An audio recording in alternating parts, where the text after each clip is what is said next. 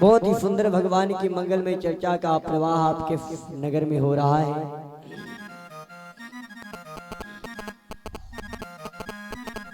ऐसी भगवान की कथा है कि जिसे श्रवण कर मिट जाती है, अरे जीवन की हर व्यथा हो जय जय राम कथा, जय श्री राम कथा हो जय जय राम कथा, जय श्री राम कथा। राम कथा कल बिटप कुठारी, फादर फन गिरिराज कुमारी। भगवान भोलेनाथ मैया पार्वती को भगवान के मंगलमय चरित्र के बारे में बताते हैं। महाराज दशरथ जी के घर में भगवान श्री राम जी आए और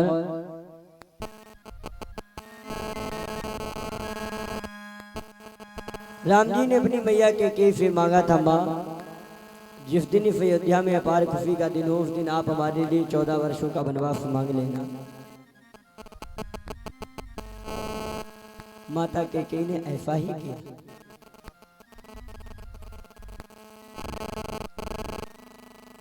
जब राम जी के राज तिलक की तैयारियां हुई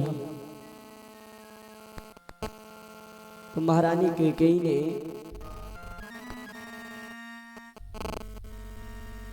महाराज श्री दशरथ जी से 2 वरदान मांगे।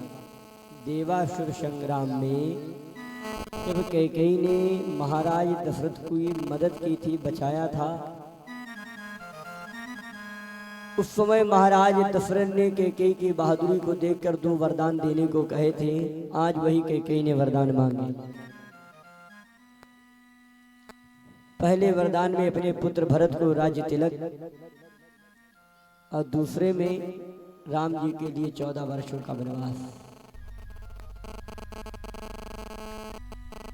जैसे ये बात राम जी को मालूम पड़ी कि हमारी मैया ने हमारे लिए 14 वर्षों का वनवास मांगा है, तो राम जी तो मन ही मन में प्रसन्न हो गए। क्यों? किसी को कोई सजा सुनाई जाए, क्या बताओ व्यक्ति खुश होगा? नहीं खुश होगा ना, उसे दुख होगा। किसी को सजा सुनाई जाए, तुमको परसों फांसी हो जाएगी, तो बेचारा खौफ में पहले ही हो सकता निपट जाए। राम जी को मालूम पड़ा महाराज दशरथ के घर में 8 मंत्री हैं। उन 8 मंत्रियों में से जो महाराज सुमंत्र नाम के मंत्री हैं, जिनका बहुत ही अच्छा लगाव है पूरे परिवार से, बहुत स्नेह मिलता है, उन महाराज सुमंत्र ने जाकर राम जी को बताया कि तुम्हारी मैया कैकेयी ने तुम्हारे लिए 14 वर्षों का वनवास मांगा है। जब राम जी की बात मालूम पड़ी तो राम जी प्रसन्न हुए, दुख नहीं हुआ राम जी को। वनवास सुनने के बाद में भी राम जी को इस बात का दुख नहीं हुआ कि मुझे 14 वर्षों का वनवास मांगा गया, बल्कि राम जी खुश हो गए। क्यों खुश हुए? राम जी ने मन में विचार किया, हमारी मैया कैकेयी ने जो हमारा कार्य था, उस कार्य में बहुत कठिनाइयां थी। जो कार्य का हमने प्रण किया था, उस कार्य में बहुत कठिनाइयां थी, ऐसे हम जा नहीं पाते, लेकिन हमारी मैया कैकेयी ने हमारे ऊपर ये उपकार कर दिया जो हमें वनवास मांग दिया। राम जी का कार्य क्या है? राम जी ने प्रण किया है क्या? निश्चरहीन करहूं मही,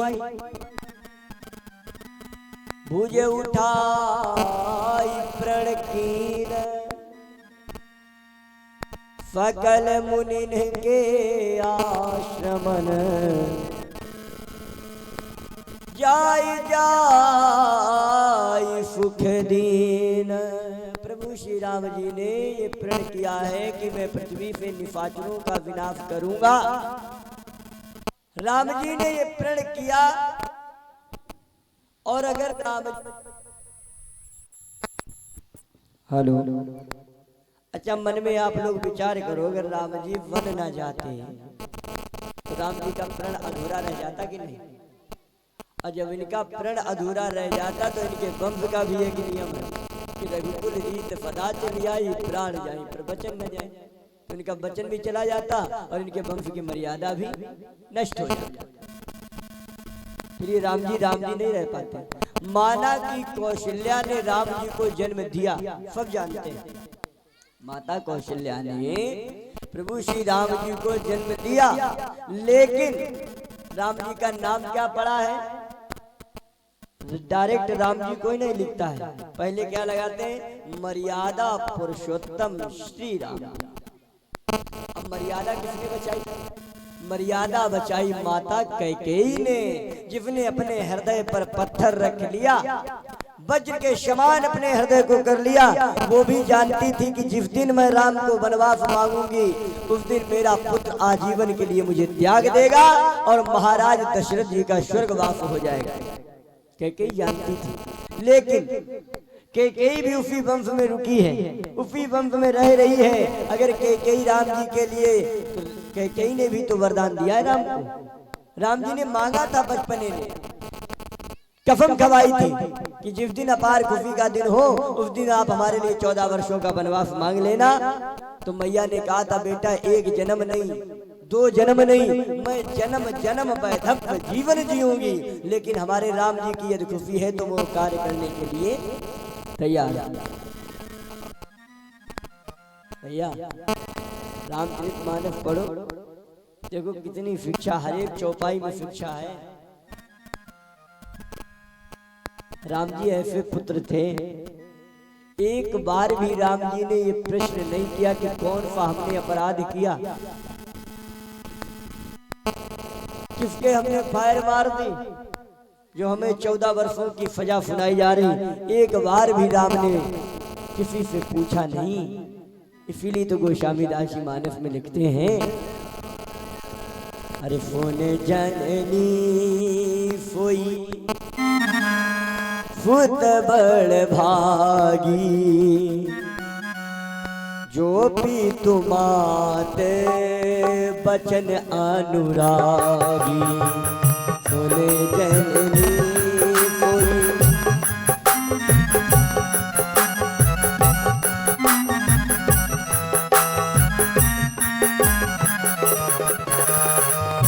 सुन जननी सोई सुत बड़ भागी, जो भी तुम्हारो बचन अनुरागी। सुन जननी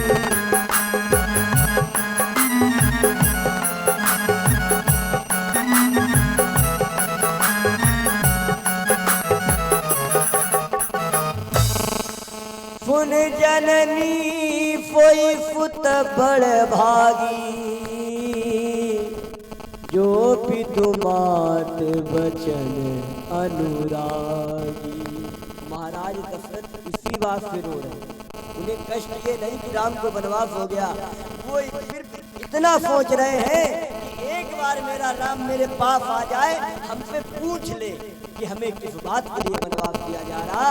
लेकिन राम ने मन में विचार किया, माता पिता जो करते वो बच्चे के हित के लिए करते हैं, जरूर बन जाने में हमारा हित छुपा है, बड़ा राम जी का हित छुपा। अगर राम जी वनवास ना जाते, राम जी को मालूम कौन निशाचर को कितने टाइम कैसे किस तरह से मार के निपटा के अपने धाम भेजना है? अच्छा राम जी वनवास ना जाते तो कौन को निशाचर राम जी के पास चलो तो कहा तो अब हमारे बाण मार दो, हमारो नंबर आ गो। बताओ मन में विचार करो, और तो कोई नहीं आता। इसलिए राम जी ने वनवास जाना ही था।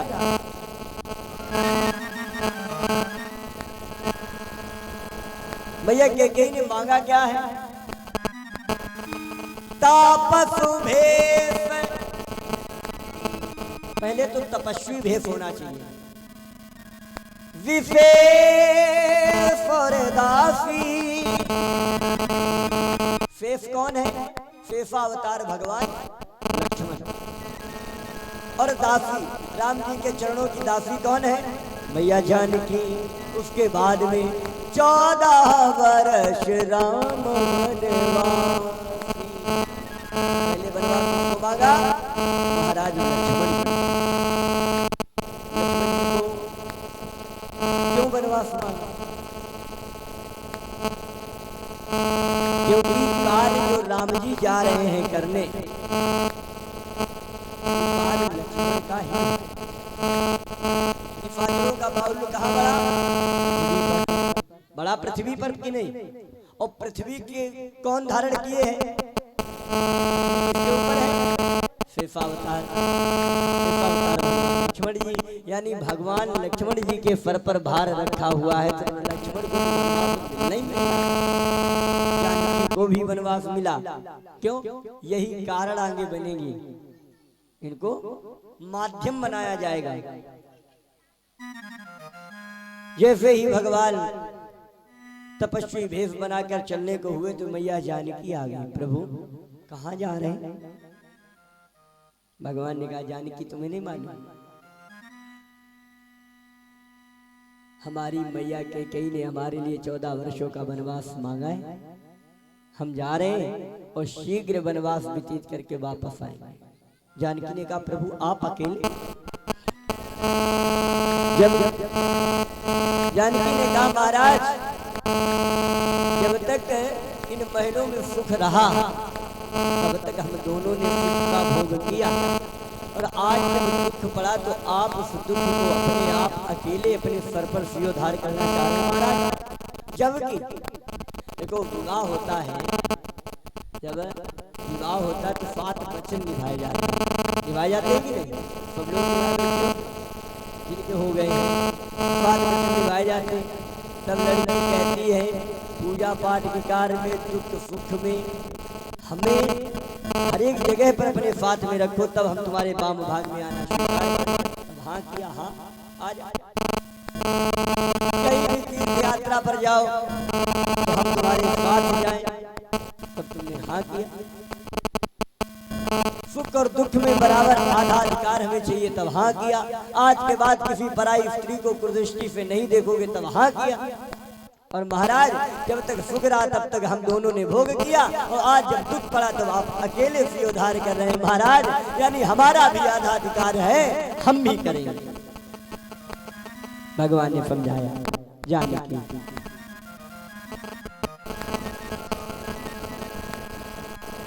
भगवान ने कहा, जानकी राजकुमारी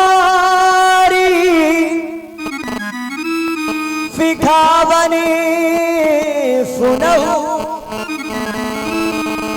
बचन हमारी माने ग्रह रहो। भगवान ने कहा, हमें जाने दो, तुम घर में रहो। राजकुमारी सिखावन सुनहु, बचन हमारी माने ग्रह रहो।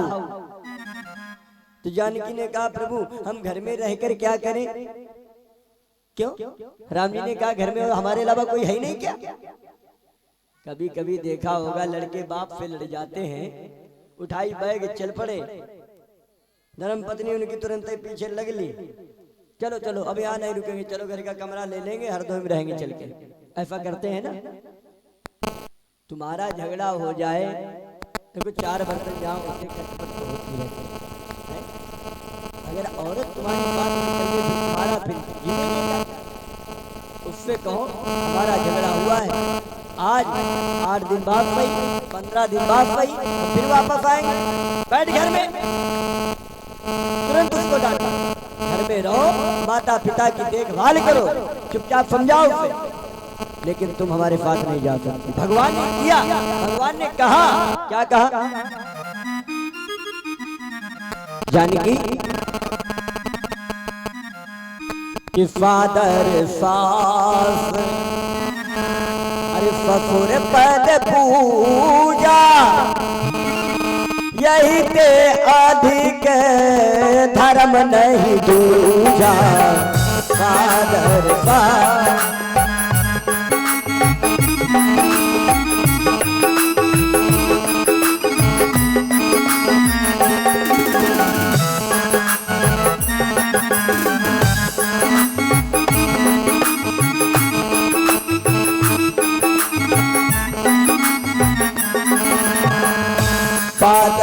फाफ फकुर पद पूजा फादर फाफ फकुर पद पूजा यही ते अधिक धर्म नहीं दूजा।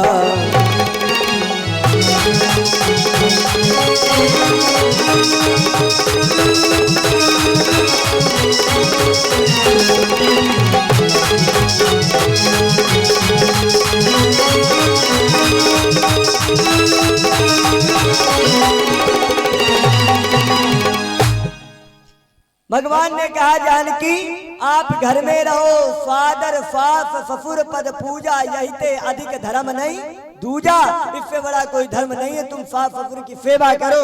जानकी ने जिद की नहीं प्रभु, बिना प्रभु जी के हो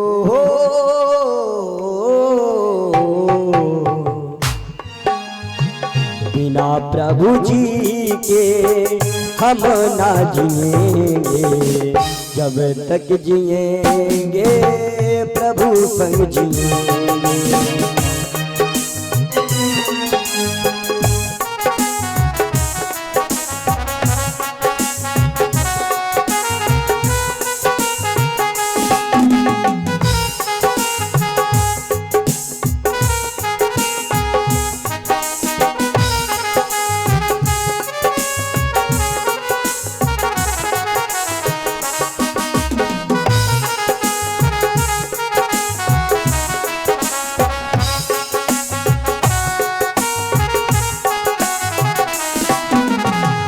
बिना प्रभु जी के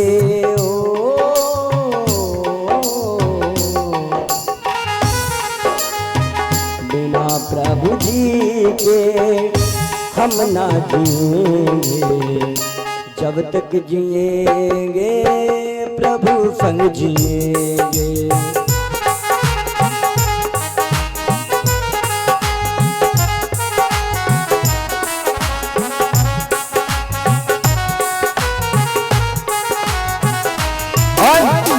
जानकी ने कहा प्रभु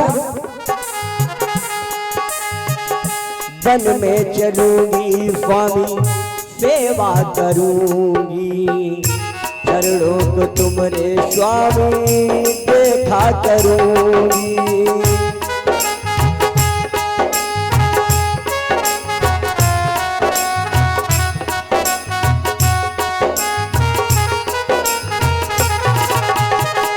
वन में चलूंगी स्वामी सेवा करूंगी, चरणों को तुमरे स्वामी देखा करूंगी। संग में तुम ले लो मेरे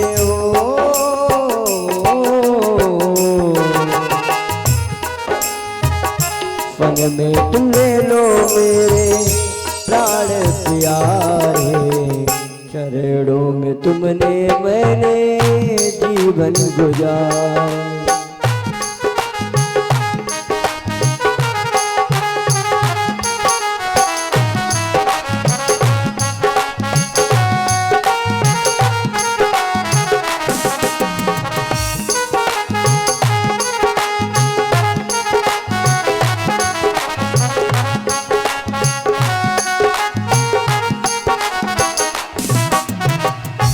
जैसे ही जानकी ने कहा और जानकी ने रोकर भगवान से कहा प्रभु तुम्हें मालूम है, माना कि घर में सब हैं लेकिन जिया बिनु ते है और नदी बिनु बारी, तई से ही नाथ पुरुष बिनु नारी। इस शरीर कब तक अच्छा लगता है? जब तक इसमें सांसें चल रही हैं। जी अबिनु देह, जब तक इसमें जी पड़ा है ना, जब तक इसमें आत्मा है, सांसें चल रही हैं, तब तक हम किसी के भैया हैं, भतीजे हैं, चाचा हैं, बाबा हैं, सब कुछ है। और जहाँ सांसें बंद हुई तो लोग क्या कहते भैया मिट्टी हो गई, कहते ना। जी बिनु देह है, वैसे ही नदी बिनु बारी। अगर नदी में जल नहीं है तो वो नदी भी शोभायमान नहीं है। तैसे ही नाथ पुरुष बिन नारी, वैसे ही बगैर आदमी के औरत भी शोभायमान नहीं है। भगवान ने बहुत समझाया, भगवान ने समझाया, लेकिन जानकी ने फिर भी तपस्वी भेष बना लिया। जैसे चलने को हुए तो लक्ष्मण जी खड़े हैं। लक्ष्मण जी को देखा तो लक्ष्मण जी रोने लगे, पैर पकड़ लिए, प्रभु हम तुम्हारे साथ चलेंगे। तो राम जी ने कहा, भाई हम तुम्हें ऐसे ले जा नहीं सकते, जाओ अपनी मैया से पूछ कर आओ।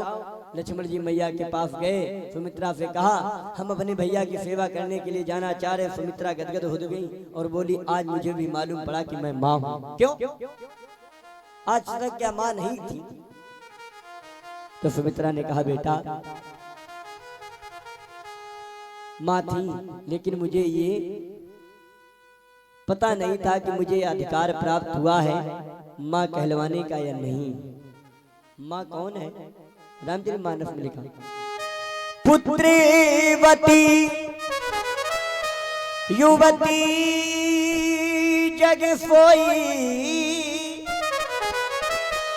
और रघुपति भगति जाप सुत होई। एक कोख से 10 पुत्र जन्म ले ले, यदि भगवान के चरणों का अनुरागी कोई नहीं है तो माँ भी पुत्रवती कहलाने के अधिकारिणी नहीं है। आज जैसे ही महाराज लक्ष्मण ने आशीर्वाद लिया, मैया ने एक बात और कही, बेटा आज के बाद जाओ सच्ची मन और वाणी से अपनी प्रभु श्री राम जी की मैया जानकी की सेवा करना, और आज के बाद अपने इस मन को भी हमारे पास मत लाना। आज के बाद तुम्हारे माता पिता 14 वर्षों के लिए वही है। कौन? प्रभु श्री राम। तात तुम्हारी मातु वैदेही और पिता राम सब भांति सनेही। अब देखो, जैसा कि लिखा, वरदान मांगा के कहीं नहीं, तापस भेष विशेष और दासी, तीनों लोग हो गए, तपस्वी भेष बना लिया। महाराज विचार किया, राम जी ने कि अपनी मैया से एक बार आशीर्वाद ले आए जाके, 14 वर्षों के लिए जा रहे हैं। जैसे ही राम जी अपनी मैया के पास पहुंचे, मैया ने देखा तो मैया को ये मालूम है कि कल मेरा पुत्र राम इस अयोध्या का राजा बनेगा। तो मैया खुश थी, राम जी को गोद में बिठा लिया और खुशी से मैया की आंखों में आंसू निकल आए। इतना खुश है मां। क्यों? क्योंकि मेरा पुत्र इस छोटी सी आयु में इतना बड़ा चक्रवर्ती सम्राट बनेगा, बड़ा खुश है। मैया खिला रही थी राम को, राम मेरा इस अयोध्या का राजा बनेगा, राम मेरा इस अयोध्या का राजा बनेगा। तो राम जी ने कहा, रे मैया, कौन कहता है कि राम इस अयोध्या का राजा बनेगा? शायद तुम्हें मालूम नहीं है, ये राज छोटा था, इसीलिए हमारे छोटे भाई भरत को दिया गया है, और हम तो महाराज दशरथ के बड़े पुत्र हैं, तो हमें पिताजी ने बड़ा राज्य दिया है। कौन सा? पिता दीन मोहि कानन राजू, हमें जंगल का राजा बनाया। माँ कि 14 वर्ष का बन दिया है पिता ने माता ने, 14 वर्ष का बन दिया है पिता ने माता ने, और लेख नहीं मिट सकता जो लिख दिया विधाता ने, किसी के लिए बंधु होगा।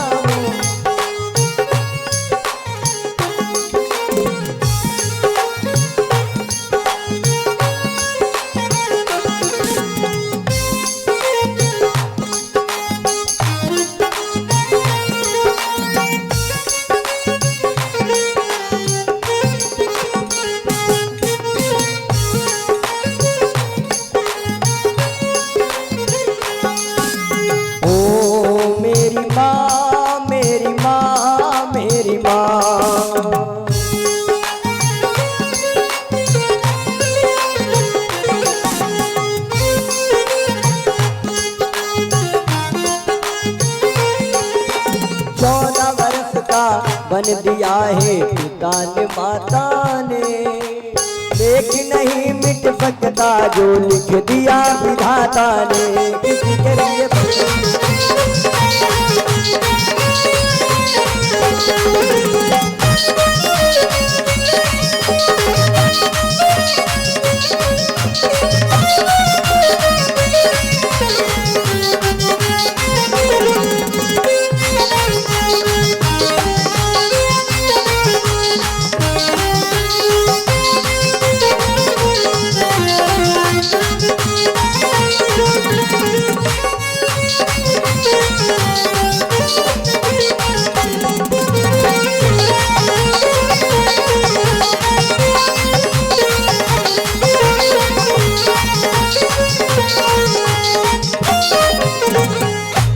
जैसे ही राम जी ने कहा मैया हमें तो पिता ने 14 वर्षों का वनवास दिया, जैसे ही मैया ने सुना, हेलो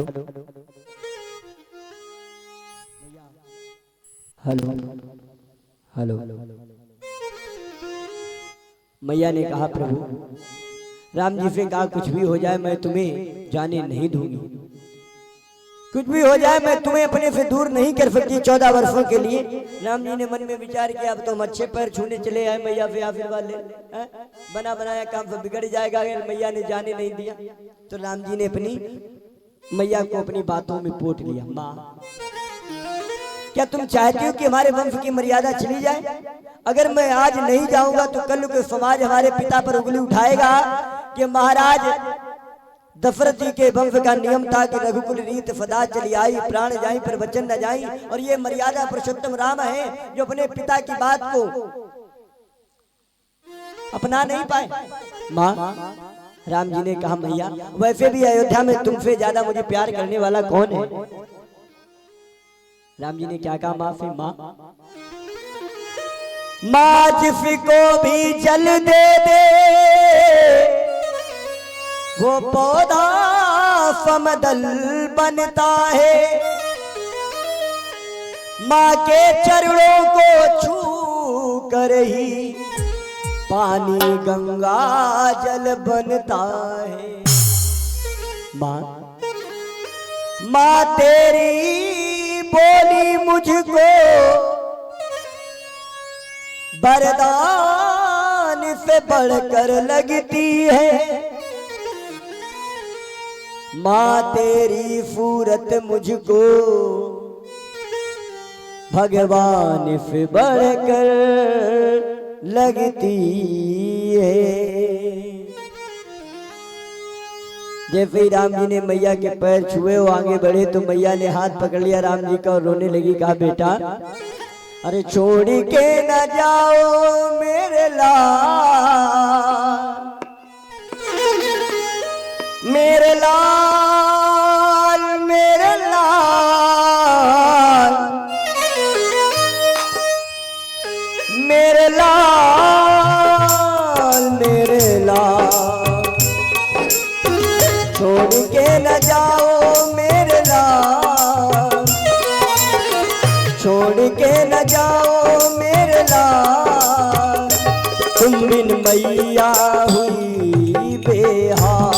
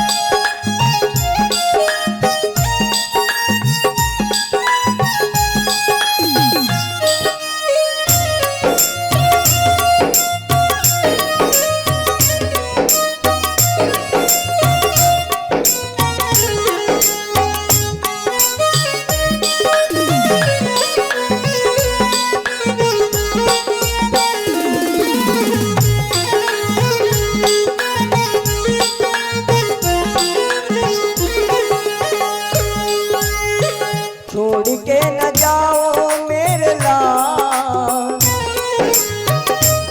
के न जाओ मेरे लाल, तुम बिन मैया हुई